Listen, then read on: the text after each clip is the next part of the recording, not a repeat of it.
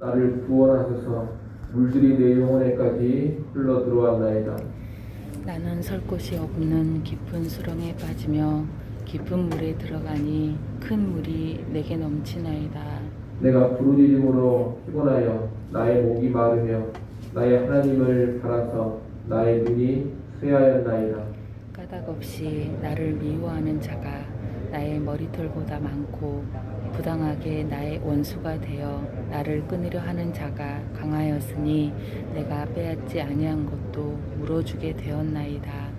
하나님이여, 주는 나의 우매함을 아시오니 나의 죄가 주 앞에서 숨김이 없나이다. 주 만군의 여호와여, 주를 바라는 자들이 나를 인하여 수치를 당하게 하지 마옵소서. 이스라엘의 하나님이여, 주를 찾는 자가 나로 말미암아 욕을 당하게 하지 마옵소서. 내가 주를 위하여 비방을 받았사오니 수치가 나의 얼굴에 덮였나이다. 내가 나의 형제에게는 객이 되고 나의 어머니의 자녀에게는 낯선 사람이 되었나이다. 주의 집을 위하는 열성이 나를 삼키고 주를 비방하는 비방이 내게 미쳤나이다. 내가 곡하고 금식하였더니 그것이 도리어 나의 욕이 되었으며 내가 붉은 배로 내 옷을 삼았더니 내가 그들의 말거리가 되었나이다. 성문에 앉은 자가 나를 비난하며 독주에 취한 무리가 나를 두고 노래하나이다. 여호와여, 나를 반기시는 때에 내가 주께 기도하오니 하나님이여, 많은 인자와 구원의 진리로 내게 응답하소서. 나를 수렁에서 건지사 빠지지 말게 하시고 나를 미워하는 자에게서와 깊은 물에서 건지소서. 큰 물이 나를 휩쓸거나 깊음이 나를 삼키지 못하게 하시며 웅덩이가 내 위에 덮쳐 그것의 입을 닫지 못하게 하소서. 여호와여, 주의 인자하심이 선하시오니 내게 응답하시며 주의 많은 긍휼에 따라 내게로 돌이키소서. 주의 얼굴을 주의 종에게서 숨기지 마소서. 내가 환난 중에 있사오니 속히 내게 응답하소서. 내 영혼에게 가까이 하사 구원하시며 내 원수로 말미암아 나를 속량하소서. 아멘. 시편 69편은 환난 중에 있는 다윗의 기도입니다. 다윗은 먼저 1절부터 4절에서 자신의 힘든 처지를 탄식하고 있습니다. 다윗은 1절에서 하나님이여, 나를 구원하소서라고 하고서 구원 받아야 하는 자신의 상황을 쭉 말합니다. 다윗은 지금 깊고 큰 물과 깊은 수렁 가운데 있습니다. 여기서 물이란 사망의 힘, 혼돈의 세력을 상징합니다. 다윗은 죽음으로 향하는 물 가운데 계속해서 빠져들어가는 수렁 가운데 있는 것입니다. 사람이 물에 빠지고 수렁에 빠져들어가면 소리를 치기 마련입니다. 살려달라고 소리를 칩니다. 그처럼 다윗은 깊은 물과 수렁에서 하나님을 향해 부르짖습니다. 어찌나 부르짖었던지 피곤해서 목이 마르고 하나님을 바라보는 그 눈이 쇠할 정도였습니다. 이렇게 부르짖음으로 피곤해서 목이 마르고 눈이 쇠하는 것은 응답이 더딤을 의미합니다. 하나님이 빨리 응답해 주시지 않기 때문에 부르짖느라고 피곤해지는 것이고 주님을 바라보는 눈이 쇠하여지는 것입니다. 하지만 이렇게 응답이 더딤에도 불구하고 다윗은 쉬지 않습니다. 계속해서 하나님께 부르짖습니다. 다윗은 이렇게 고난 중에 부르짖고 있는데 더더욱 답답한 것은 이 고난이 억울한 고난이라는 것입니다. 다윗은 이런 고난 당한 만한 일을 한 적이 없습니다. 그런데 셀 수 없는 원수들에게 까닭 없이 미움을 받고 있습니다. 부당하게 원수의 공격을 받고 있습니다. 자신이 잘못하지도 않은 일에 책임을 지면서 배상까지 해야 하는 상황입니다. 그래서 더욱더 속이 터지고 답답한 것입니다. 다윗은 이런 억울하고 답답한 고난의 상황 속에서 하나님을 향해 계속해서 부르짖고 있는 것입니다. 오늘 우리가 인생을 살아갈 때에도 정말로 힘겹고 어려울 때를 만나곤 합니다. 깊은 물에 빠지고 끝없는 수렁에 빠져드는 것 같은 그런 고난의 상황에 처할 때가 있습니다. 그런 고난을 잘못한 것도 없이 억울하게 당할 수도 있습니다. 그러면 참으로 힘들고 어렵습니다. 억울한 고난이기 때문에 훨씬 더 고통스러운 것입니다. 그럴 때 우리가 어떻게 해야 되느냐? 하나님을 바라봐야 되고 하나님께 우리의 형편과 우리의 처지를 있는 그대로 토로할 수 있어야 합니다. 물론 그렇게 기도한다 하더라도 즉각적으로 상황이 해결되지 않고 내가 원하는 방향으로 문제가 풀리지 않을 수도 있습니다. 하지만 믿음이라는 것은 내가 뜻하는 대로, 내가 원하는 대로 일을 만들어가는 것이 아닙니다. 믿음이라는 것은 하나님의 일하심을 기대하면서 하나님이 일하실 것을 계속해서 인내하고 참는 것입니다. 하나님을 바라며 인내하는 것, 여러분 이것이 진정한 믿음이라는 겁니다. 하나님께 토로하는 기도는 바로 그런 믿음을 보여주는 것이고 또 그런 믿음을 다지는 것입니다. 하나님은 우리보다 우리를 더 사랑하십니다. 그리고 이 하나님은 반드시 협력해서 선을 이루십니다. 우리는 하나님을 믿기 때문에 기도하는 것이고 또 기도하는 가운데 선하신 하나님을 향한 우리의 믿음을 더욱더 견고하게 다지는 것입니다. 이를 아시고 고난 중에 믿음으로 기도하시고 또한 기도를 통해서 우리 믿음을 더욱더 가져가는 여러분이 될 수 있기를 바랍니다. 5절부터 12절까지 말씀 역시 자신이 당하는 고난을 토로하는 내용인데 여기서는 이렇게 고난당하는 이유를 함께 말하고 있습니다. 다윗은 앞서 자신의 고난이 억울한 고난이라고는 했습니다만 그렇다고 해서 자기는 아무런 문제가 없는 완벽한 사람이라고 생각하지는 않습니다. 다윗은 5절에서 하나님께서 자신의 우매함을 아시고 자신의 죄가 하나님 앞에서는 숨겨질 수 없음을 고백합니다. 연약함이 있고 부족함이 있는 자신의 모습을 인정하는 것입니다. 하지만 이 고난은 분명히 억울한 고난입니다.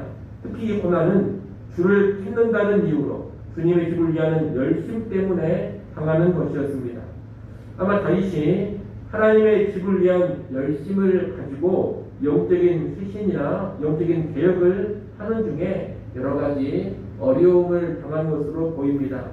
자세히는 알 수 없지만 여하튼 주를 위해 사는 것 때문에 억울한 고난을 당하고 있다는 겁니다. 다윗은 주를 위해 비방을 받고 있고 주님 때문에 수치를 당하고 있습니다. 심지어 가족 형제들도 다윗을 모른 척하고 외면하고 있습니다. 다윗이 곡하고 금식하면 사람들은 그것을 가지고 오히려 다윗을 욕합니다. 붉은 배를 입고 참회하는 모습을 보이면 그것이 오히려 말거리로 돌아왔습니다. 성문에 앉은 자들은 다윗의 영적 행위들을 비난하고 술 취한 자들은 다윗을 보면서 빈정거리고 조롱의 노래를 불렀습니다. 주를 향한 경건과 열심이 오히려 사람들의 비방거리, 사람들의 조롱거리가 되고 있는 것입니다. 이렇게 다윗은 그가 속한 사회 구성원들을 비롯해서 가족에게서조차 거부를 당하고 조롱과 멸시를 당하고 있습니다. 주를 위해 살다가 완전히 사회적으로 고립되어 버렸습니다. 이런 상황에서 그가 바라볼 대상은 하나님밖에 없습니다. 마치 예수 그리스도께서 십자가에 달리실 때 하나님 편에 설 수밖에 없었던 그런 형편에 다윗이 빠져 있는 겁니다. 십자가 예수 그리스도께서도 자기 편에는 아무도 없었습니다. 철저하게 고립된 가운데 하나님께만 탄식하고 하나님을 향해서만 간구했습니다. 다윗이 그런 상황에 빠져 있다는 겁니다. 특히 다윗은 이런 간구 가운데 6절의 기도를 드리고 있습니다. 6절 말씀을 같이 한번 읽어보겠습니다. 6절 함께 읽습니다. 주 만군의 여호와여, 주를 바라는 자들이 나를 인하여 수치를 당하게 하지 마옵소서. 이스라엘의 하나님이여, 주를 찾는 자가 나로 말미암아 욕을 당하게 하지 마옵소서. 아멘. 다윗은 지금 주를 위하여 사는 가운데 어려움을 겪고 있습니다. 그런데 이런 다윗이 완전히 망해버리면 어떻게 되느냐? 주를 바라는 자들, 주를 찾는 자들이 참으로 수치스러워집니다. 그리고 욕을 당하게 됩니다. 하나님을 위해 살고 하나님을 바라며 하나님을 찾아도 아무런 쓸데가 없더라. 그런 삶은 무의미하더라. 하나님을 찾는 인생이 오히려 망해버리더라. 이런 인식이 만연해질 수가 있는 겁니다. 이런 인식이 만연해지면 주를 찾는 자들이 수치스러워지는 것입니다. 다윗은 자기 때문에 그런 일이 없게 해달라고 간구하고 있는 겁니다. 비록 지금 수치와 조롱, 멸시, 억울한 고난, 철저한 고립을 겪고 있지만 이대로 끝나서는 절대로 안 된다는 겁니다. 이대로 끝나버리면 주를 위하여 사는 자들, 주를 찾는 자들이 얼마나 수치스러워지겠습니까? 그는 절대로 그런 일이 벌어지지 않게 하옵소서. 이런 간구가 6절의 간구입니다. 하나님이 반드시 주를 위해 살아가는 나를 살려주셔야 하고 회복시켜 주셔야 한다는 겁니다. 그래야지만 주를 찾고 주를 바라는 사람들이 수치스러워지지 않는다는 겁니다. 그런데 다윗의 이 기도가 실제로 응답됩니다. 우리가 잘 알고 있는 것처럼 다윗이 지금까지 영광의 사람으로 있지 않습니까? 예수 그리스도 역시 십자가의 수치와 고난을 당하셨지만 그것으로 끝나지 않았습니다. 부활의 영광을 누리셨고 지금까지 모든 이름 위에 가장 뛰어난 이름으로 계시며 만왕의 왕 만주의 주로 통치하고 계십니다. 이를 통해 하나님이 무엇을 분명히 보여주시느냐? 주를 찾고 주를 바라는 자들이 결국에는 수치를 당하지 않고 영광스럽게 된다는 것을 보여주고 가르쳐주고 계시는 겁니다. 일시적으로는 그 과정 가운데 수치와 조롱과 멸시, 억울한 고난이 있지만 최종적으로는 영광스러워진다는 겁니다. 이것이 주를 찾고 바라는 자들, 주를 위해 살고 주의 집을 위한 열심을 품고 살아가는 사람들에게 주시는 하나님의 은혜로운 결과입니다. 오늘날 우리도 신앙의 열심을 보임으로 인해서 주를 위해 살려고 했기 때문에 오히려 고난을 당하고 어려움을 겪을 수 있습니다. 주를 향한 경건과 주님의 집을 위한 열정 때문에 사람들에게 조롱당하고 배척당할 수도 있습니다. 주님 때문에 세상에서 고립당할 수도 있습니다. 그럴 때 다윗을 기억하시고 예수 그리스도를 기억하시기를 바랍니다. 세상에서 완전히 고립된 것 같아도 하늘에 하나님이 내 편에 계십니다. 그 하나님이 보시고 주를 향한 경건과 주의 집을 위한 열심을 외면치 않으십니다. 최종적으로 수치와 욕을 당하지 않고 놀라운 영광을 누리게 하십니다. 이를 확신하시고 주님으로 인해서 어려움을 당하고 고난을 겪을 때 또 고립당할 때 하늘의 하나님을 바라보시고 그분께 맡기시고 환원할 수 있는 우리 모두가 될 수 있기를 바랍니다. 마지막 부분인 13절부터 18절까지 말씀은 하나님께 자기의 구원을 간구하는 다윗의 기도입니다. 일단 다윗은 이 환난의 때가 하나님께 기도할 때임을 잘 알고 있습니다. 13절 말씀에 보게 되면 여호와여 나를 반기시는 때에 내가 주께 기도하오니 이렇게 말하고 있습니다. 여기서 반기시는 때란 은혜의 때, 기도를 받으실 만한 때를 의미합니다. 다윗은 지금 환난의 때를 지나고 있는데 이 환난의 때를 어떻게 여기고 있느냐? 하나님께 기도를 드릴 때 하나님의 은혜를 받을 수 있는 그런 때로 여기고 있는 겁니다. 물론 이 말은 기도하는 그때 바로 응답을 받는다 그런 의미는 아닙니다. 다만 하나님께서 기도를 들으시고 우리의 형편과 상황을 알아주신다는 뜻입니다. 기도의 응답은 하나님께서 정하신 하나님의 때, 하나님의 방법을 통해 이루어질 것입니다. 하지만 여호와 같은 이 환난의 때는 하나님을 더욱더 의지하는 때입니다. 그리고 하나님은 환난 중에 기도하며 나오는 사람들을 반겨주시며 은혜를 주시는 겁니다. 그래서 환난의 때가 은혜의 때가 되는 겁니다. 우리는 먼저 이 다윗의 시야를 배울 수 있어야 하겠습니다. 환난의 때를 은혜의 때로 하나님께서 나를 반겨주시며 나의 기도를 들으시는 그런 때로 여길 줄 알아야 합니다. 그런 시야가 바로 믿음의 사람의 시야인 것입니다. 우리도 이런 시야를 가지고서 환난의 때를 더욱더 기도하며 하나님을 찾고 구하는 그런 때로 삼아갈 수 있기를 바랍니다. 특히 다윗은 자신을 구원해달라고 기도하면서 하나님의 인자하심과 궁휼하심에 기대고 있습니다. 13절에 보면 많은 인자와 구원의 진리로 내게 응답하소서라고 합니다. 16절 하반절에 보면 주의 많은 긍휼에 따라 내게로 돌이키소서라고 합니다. 지금 다윗은 하나님께서 인자가 많으시고 긍휼이 많으신 분이기 때문에 자기의 기도를 들으시고 응답해달라고 호소하는 겁니다. 현재 다윗의 상황이 암담합니다. 하나님이 떠나버리신 것 같고 얼굴을 감추신 것 같습니다. 그럼에도 다윗은 하나님은 인자가 많으신 분이라고 확신합니다. 그리고 긍휼이 풍성하신 분이라는 것을 잘 알고 있습니다. 그래서 하나님의 인자와 긍휼을 의지하면서 기도하고 있는 겁니다. 뭔가 다윗 자신이 대단해서가 아니라 하나님의 인자와 긍휼이 크시기 때문에 응답해 달라고 구원해 달라고 호소하고 있는 겁니다. 한마디로 말하면 다윗의 기도는 자기 자신의 근거에서 자기의 의로움의 근거에서 올리는 기도가 아니라 하나님의 성품의 근거에서 올리는 기도였다는 겁니다.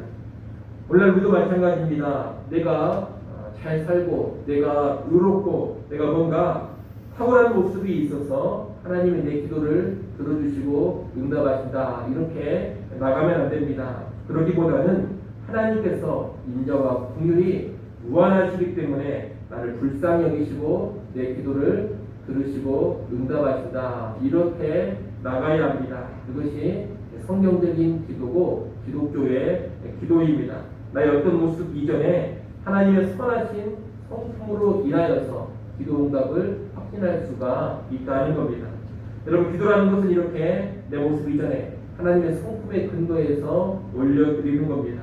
그러니 이 새벽 시간에 기도하실 때에도 내 모습에 기도의 근거를 주지 마시고 하나님의 크신 인자와 하나님의 무한한 긍휼의 근거에서 기도하는 우리 모두가 될 수 있기를 간절히 소원합니다. 기도하겠습니다.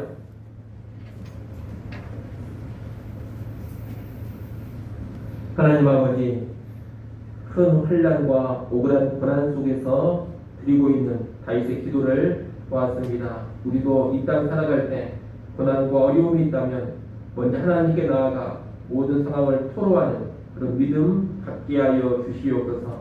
특별히 주를 위해 살면서 신앙생활을 하면서 큰 어려움을 겪고 있다면 최종적으로 수치와 욕을 제거하시고 영광으로 불러주시는 그 하나님을 바라보며 한없게 하여 주옵소서. 무엇보다 기도할 때 내 모습이 아닌 하나님의 인자와 긍휼을 의지하면서 기도하는 주의 백성들 되게 하여 주시옵소서. 이 시간도 하나님께 나와 다시금 엎드려 간구합니다.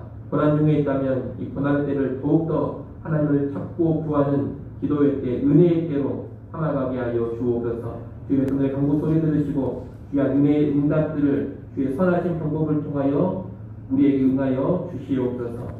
아버지 하나님, 또 하루의 처음을 이렇게 말씀과 기도로 시작했습니다. 오늘 온종일 살아갈 때에도 살아계신 하나님과 동행하게 하시고 성령으로 충만하며 승리하는 길로만 나아가게 하여 주옵소서. 예수님의 이름으로 기도드리옵나이다. 아멘.